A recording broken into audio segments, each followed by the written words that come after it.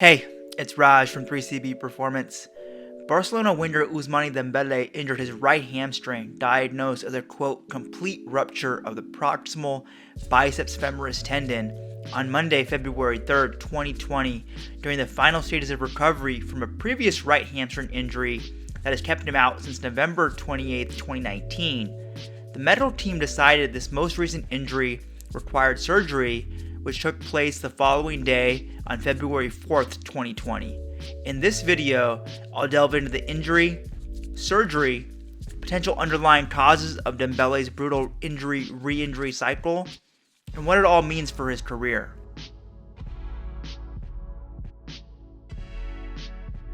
The biceps femoris muscle is one of the three muscles that make up the hamstring group on the back side of the leg. The biceps femoris has two heads, long and short, with the former being the most commonly injured hamstring muscle. The long head begins as a tendon at the ischial tuberosity, widens and flattens into a muscle belly, and then ends as a tendon at the head of the fibula, bone on the outside of the lower leg. Dembele's injury, a complete rupture of the proximal biceps femoris tendon, means the tendon at the near end tore completely off the bone, with part of the bone potentially being chipped off as well, known as an avulsion fracture.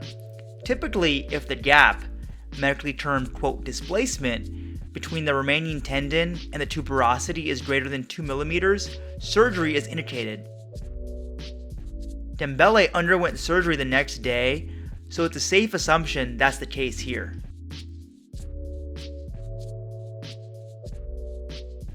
The surgery will reattach the torn tendon to the ischial tuberosity via suture anchors. The main precaution with this surgery is making sure to protect the sciatic nerve, the largest nerve in the body, which also runs down the back side of the leg. The average return to play timeline in elite athletes is around 6 months, but can be as quick as 4 months with elite level of care.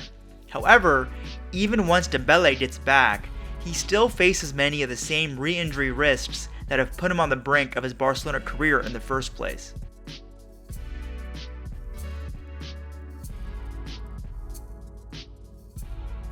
Dembele's extensive injury history at Barcelona is no secret.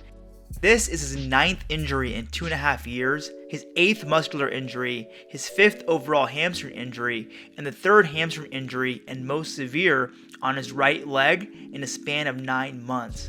There's multiple potential reasons for Dembele's constant injury-re-injury cycle.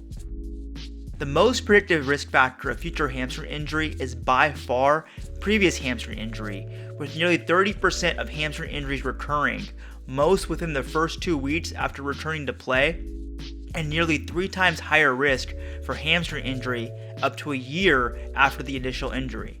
One potential positive for Dembele with this most recent injury is that there's potentially less scar tissue development after surgery compared to the scar tissue that develops after partial hamstring tears. To that point, Ousmane's extensive partial tear hamstring history may have resulted in significant scar tissue buildup in his hamstrings, leading to chronically weaker tissue. Dembele's positional running demands on the wing and extreme pace both increase his hamstring injury risk. Higher running quantity is a hamstring injury risk factor for footballers because running puts additional stress on the hamstrings as they serve to decelerate the front leg by contracting while lengthening, known as quote eccentric contraction. Further, the faster the sprinting speed, the higher the stress on the hamstrings. Accordingly, sprinters have by far the highest rates of hamstring injuries. Ousmane, playing for arguably the highest profile club in the world in FC Barcelona, naturally leads to higher intensity matches, whether in season, cup tournaments, Champions League, and so on. These higher intensity matches are linked to higher risk for hamstring injuries. There's some research showing that players of African or Aboriginal descent, Dembele is of mixed Mauritanian and Senegalese descent, have a significantly higher rate and risk for hamstring tears. We're not quite sure why, but one theory is due to a higher proportion of type 2, aka quote fast twitch muscle fibers. There have been multiple reports that Barcelona's coaching staff and management were concerned with Ousmane's poor sleep and nutrition habits. both of which have been linked to increased injury and re-injury rates with slower recovery across the entire body, let alone for hamstring injuries. They've also been linked to impaired performance. To help address these lifestyle factors, Dembele's agent Moussa Sissoko reportedly moved to Barcelona this past summer.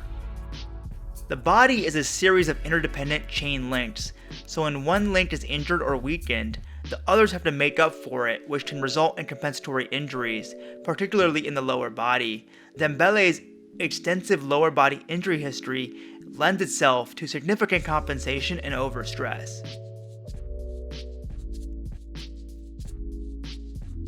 The stark reality for a player like Dembele, who suffered this many muscular, non-contact injuries in quick succession, and just having suffered his worst one, is that we just don't know if he'll ever fully recover or stay injury-free for long enough to reach the potential of the player we saw at Dortmund. It's truly an uphill battle because in addition to the re-injury risks, he's also dealing with multiple other factors. His fitness levels are likely fluctuating due to constantly being in and out of rehab with huge gaps between games played. Impaired fitness can lead to ramping up activity too quickly and/or fatigue, both of which are injury risk factors. The cumulative mental and emotional toll of having to battle through so many injuries and lonely, long rehab stints cannot be understated, especially for a young player who just realized a dream of playing at Barcelona. We're seeing more and more research on how a positive versus negative mindset can impact recovery and rehab outcomes.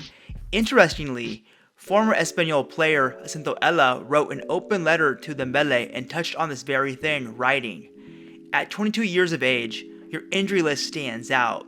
What's worrying is those injuries are tough on you physically, but emotionally, it's going to creep into your confidence too. Any slight discomfort is going to set off an alarm. Without meaning to, you become a hypochondriac." Kinesiophobia, aka fear of movement or re-injury, is common after serious lower body injuries, and particularly after a series of recurring injuries.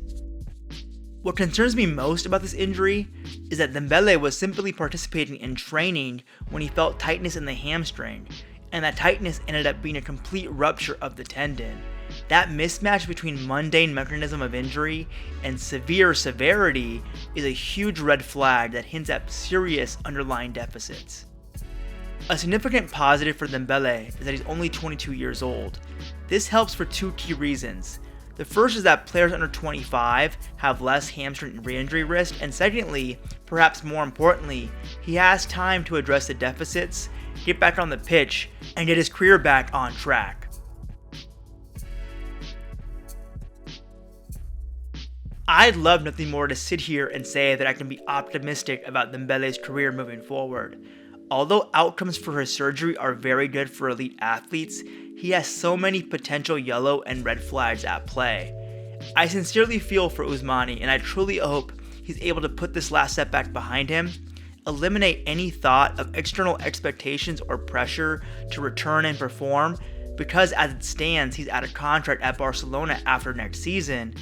View the injury with a growth mindset of overcoming another challenge, and simply focus all his daily energy and passion into each step of the rehab process, and let the chips fall where they may without any regrets. That's a wrap for this video. Thanks for watching. My goal is to provide you with in-depth, evidence-based, narrative-free analysis. You can always find me on IG and Twitter at 3CB Performance. Make sure to sub to the channel and follow along on all social media for the latest updates. 3CB out.